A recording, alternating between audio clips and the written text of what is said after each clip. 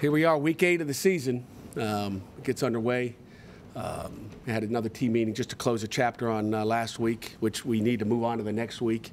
We did some really good things on Saturday, both offensively and defensively. Didn't stay as consistent as we'd like to be. Still haven't played a complete game. Need to, pay attention to details a little bit more than we have, which hurts a young football team. And the details are the key. A week ago, it was discipline. I thought really, hurt us. And then this week it ends up being really some of the details of just doing it the same way, the right way, every single time. We didn't score enough points to win the game, and we didn't hold them off the scoreboard enough. I mean, you take away the last touchdown, which we were in a 4-minute, we got to get the ball back to our defense, and we kind of loaded up with, a sub package, which sometimes is, all or none. We didn't execute it as well as we need to as well, but, it's an all or nothing sometimes, but just to get the ball back. So I'm not worried about the last one. Sometimes that happens. But defensively, we gave up 21 points. We gave up a punt return for a touchdown, 93 yards or whatever the heck that was. And just details. And when you look back, we give opportunities for guys to come in and make an impact in the game, young guys, backups, and they, that makes you even younger when you do that. So we're still young at some spots, but we move on to a very good Duke football team that, won the first 4, lost the last few, to, Florida State, Miami, Virginia, I believe. And they're well coached by Coach Cutcliffe. Defensively, they're a good football team. I think 16th in the country in rush defense, 19th in total defense. They're really good there, and they're very solid. Obviously, Coach Roper and Coach Cutcliffe together, I think, run that offense. And Coach Cut's being an offensive guru. We face some of the best coaches, I think, in the country every week in the ACC, and it's impressive. So, with that, I'll open it up for questions.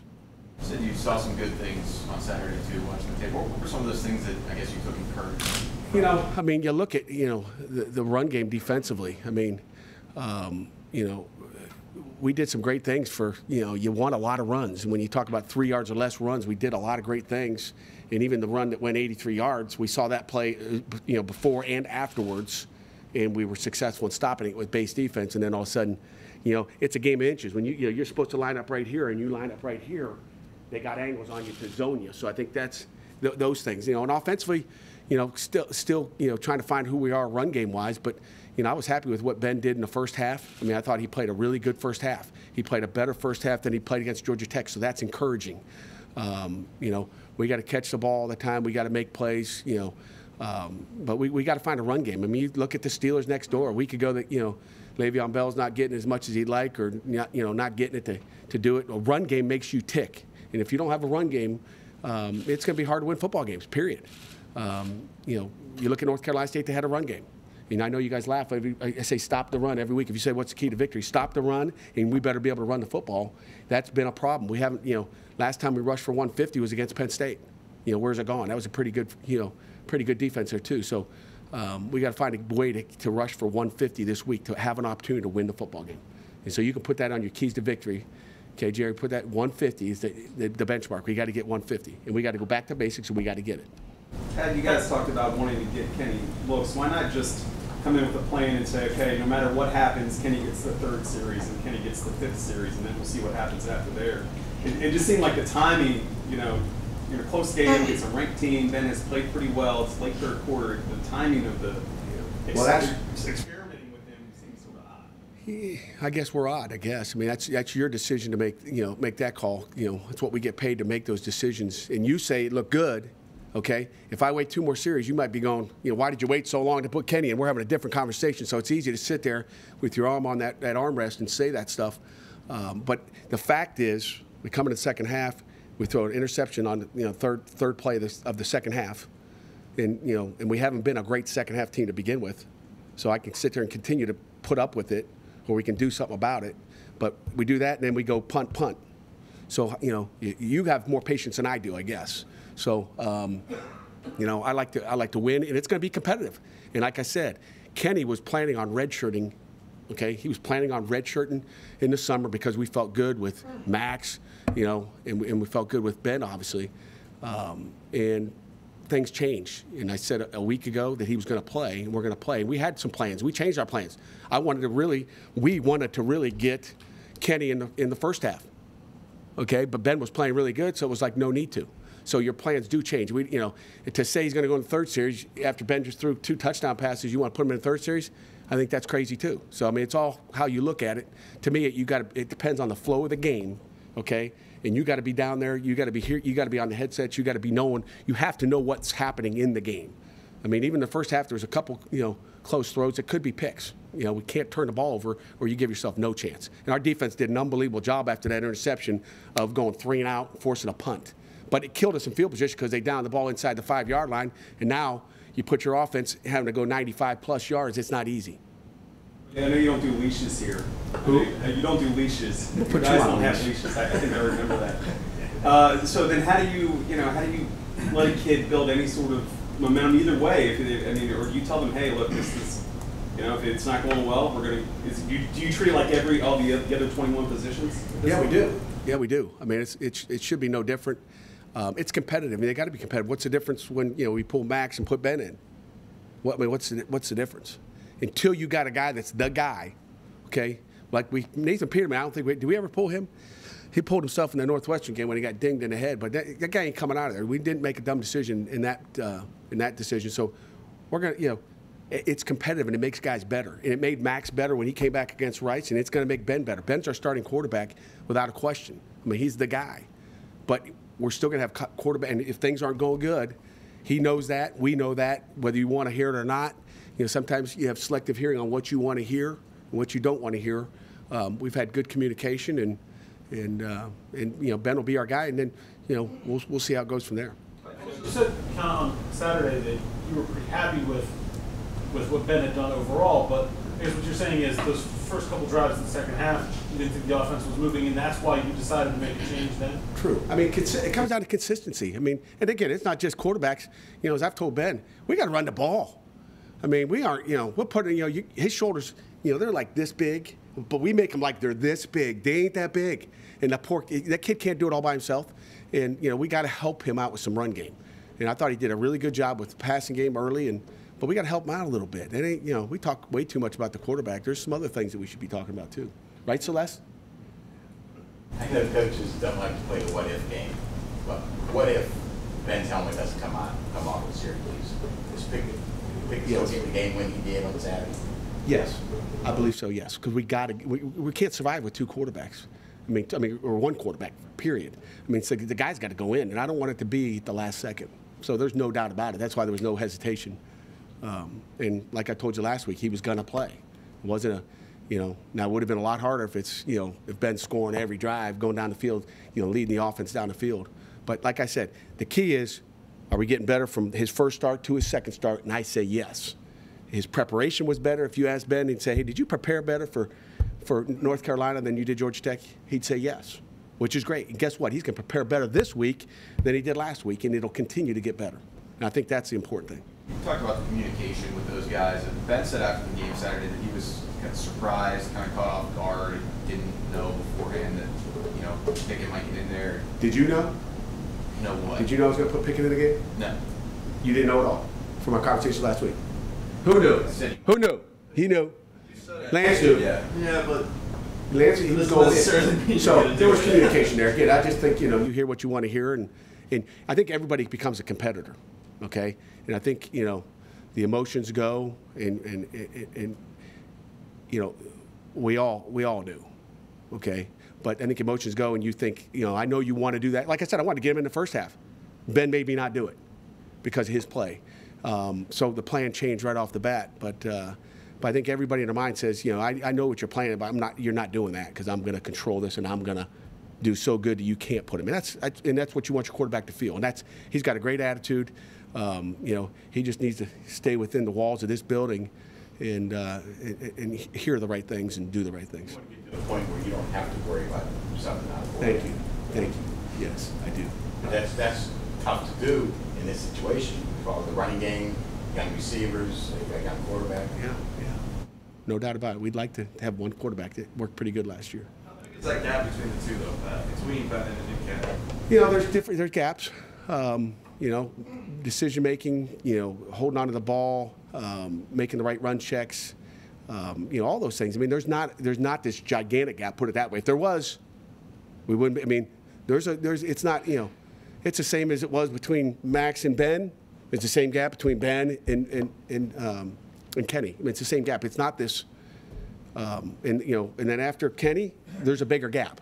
Okay, so we, knock on wood, we need both those guys to stay healthy, or as you might be playing quarterback. In the running game, have you noticed that you're having more success? When you talk about like why aren't they blocking for Jordan Whitehead last week? Right. But you feel like you're having more success running outside than you are inside, and maybe that just his running style and his speed allows him to take advantage of that more than some of the other running backs? I don't feel like we're running good inside or outside. How about that? When you don't rush for 100 yards, you didn't run good inside or outside. But Jordan's speed does help you on the edge more than it does inside. And there's more, when you're running inside runs, there's more things to read. You're not just running in a hole. You're reading, if the Mike comes over, you cut back. And there's a lot of things that you coach, and there's a lot more to playing running back than just saying find the hole and be a player. There's, because you can hurt your lineman by doing the other. They have to feel where the flow is going and how to come off, and it's a little bit more complicated than what it appears, I guess. How do you make quarterback changes, Pat? Are you on a quarterback question again? I'm sorry. You didn't just ask another quarterback. Go ahead. I did, but how are those decisions typically delegated? Is that somewhere where you obviously, I'm sure, have the final call, but how much input does someone like Coach Watson have? How are those? I think it's we talk about it during the week. It's a good question. I mean, I think it goes with every position. We talk every Thursday.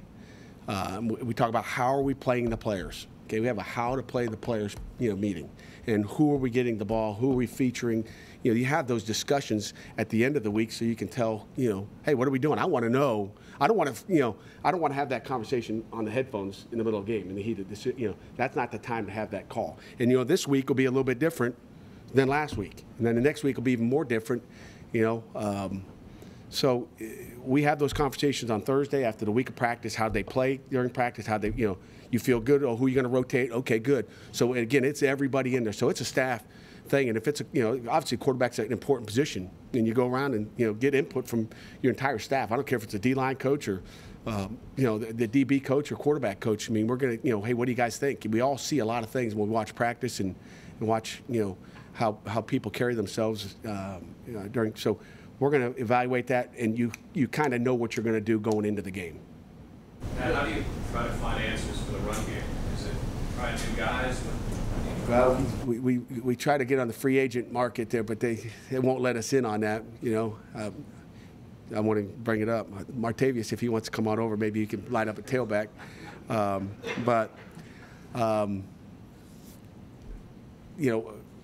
We're not going to get any extra guys. We need to, lock into the fundamentals and the basics of who we are, okay? And like I told the offense and the defense yesterday, if we're not as detailed as we need to, then we need to slim it down and be more detailed at what we're doing. I mean, and again, every week it's something else that you're worried about. You're worried about this, and we haven't worried about special teams all year. Also, now you're worried about your punt coverage team. Like this Hines guy. Who is this guy? Now I'm walking to special teams meeting, going, hey, what are we doing here? So, we'll get it right. Just sometimes it takes you got to have patience. And some of you guys have more patience. So you just kind of said, right? Yeah, I know. So, yeah. Lamar Hamlin did some good things on Saturday. Who did? Hamlin, stopping the run. Yeah. 8 tackles led the team, struggled against the pass. How would you overall assess his play, given that was like a new position for him? It's a new world for him. It's not even a new position. It's playing as a new thing for him. He's a brand new guy. I don't know. Did you say he struggled against the pass game? Did you know what his responsibilities are? Sometimes you have to know what sometimes guys get beat and you're like, well, he wasn't even supposed to be there. There was probably some other guy. I can't remember. We gave up 3, passes. One was, Dane Jackson. One was Dane Jackson. So 2 was Dane Jackson. And again, one was, unbelievable. He brought that guy's whole body this way. I mean, he had the ball, his hand on the ball. He's in great position. One, he lost eye control a little bit on a bub go. I forget what the third one is. Matter of fact, the third one was we were man free, and DeMar kind of didn't turn loose. He was on the guy, but he should have been closer to him. So DeMar, maybe you could say, is part of one of them. But, Jordan Whitehead rolled over thinking he was going to help out DeMar, and all of a sudden there was a post right there. He should have had a pick. They threw a post into man-free coverage, and we should have had a pick on that play. So that was kind of, if DeMar's firmer. So if DeMar had one play that I'd say, God, get on him a little bit tighter. You got help in the middle of the field, be more aggressive. But everything's new for him. You know, he had his 8 tackles. I'd say he need more help in the run game than he does in the pass game because it's all new to him. Like on the big run, DeMar wasn't good. Nobody blocked. If you go back and watch tape, nobody blocked DeMar. DeMar blocked himself because he was so aggressive to get. But, you know, that's a lack of experience. I mean, to his defense, it's like he never get. I mean, he hasn't been in the action of a run like that, and that's, you know, that's on us as coaches to continue to develop him as a player. But DeMar's going to be, he's going to be really good because. How intriguing is that, the fact that he puts up 8 tackles and without that kind of experience? Yeah. Well, I mean, it's not all about the tackles either, because it's where are the tackles? Are they for 10-yard gains? Or are they for, you know, TFLs? I mean, he got a chance to make some TFLs. We'd rather have TFLs out of our safeties than, you know, 6-yard gains. So it's kind of, you know, stats don't really tell the story. We want them to be good tackles where we want it to be. They want to be wins as far as 3-yard or less runs. So count up the 8 and find out where they are, and then we'll tell you how good it is. You guys didn't rotate on the offensive line this week. How did you feel those 5 kind of perform, especially against the front? Yeah, I mean, the front's pretty good. They did good. I mean, that's why we didn't rotate through. You know, that was our plan on how to play the players. This is what we were going to go with. And I thought, you know, Jared did a nice job at the right tackle. We still had some little things that we got to clean up that get practiced every day, and you know, got to play together. Those guys are so critical that they play together. So we didn't rotate. Good observation. Well, they didn't rotate. You still had trouble generating. Your backs had trouble. I mean, your 2 leading rushers were Jordan and Right. Kenny, I think. So I mean, when you look at the running game, is the line not getting there? Is missed assignments? Is the backs not finding the holes, or is it a? Now, you guys ask this question every week. Lance, Lance, come up here. So, Jerry, come up here. It's a little of everything. And again, the first play of the game, it's our O-line. Guy, you know, Chubb runs right through the B gap. He's outside. All of a sudden, he came inside. It's like he's not allowed to do that, but he is allowed to do that. So we got to be in our zone together. And so it's every play is a little different thing. And the next time, you know, Brian makes his block and someone else misses it. But that's part of it. So it's a little bit of everything. Sorry, I hate to tell you that, but that's a fact, the truth. talking about the difficulties of running and obviously with the quarterback situation, you knew there was going to be some transition in those areas, but how much more challenging has it been than perhaps you anticipated? As far as why the run game's not going, more challenging than you'd like it to be. You know, I didn't think it'd be like this at all. Matter of fact, you know, you come in, you feel pretty positive. And that's why I told you when you come out of camp, you really don't know what you have playing against each other. And there was good and bad, but you thought you're progressing, and you're playing against each other. The defense starts to get to know the offense. Becomes a little easier for the defense, but there's still stresses on the defense with what they're doing, and you're not facing anybody else that does it a different way. So I think those are the challenges. But we're not that young on offense. We are young at quarterback. Trey Tipton, not having him in there, hurts you. Back there, James Conner's a loss. So you knew you didn't have James Conner out there for sure. So, but you know what? You still got to block him. You still got to run the daylight. Montez Moss dressed, but didn't play. Do you have any sort of update on his status going forward? No. We'll just see how it goes.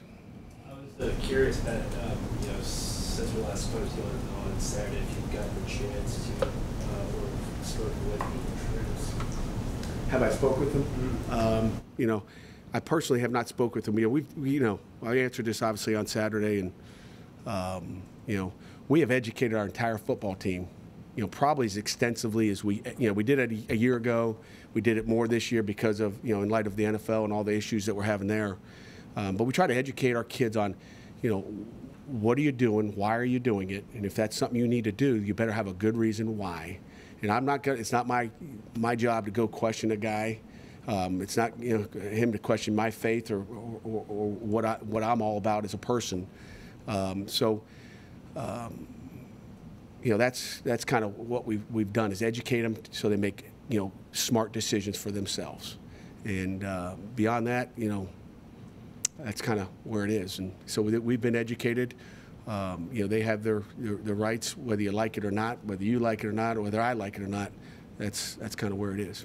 If you haven't spoken with that, maybe somebody else has. Are you satisfied that he did have a good reason for what he did?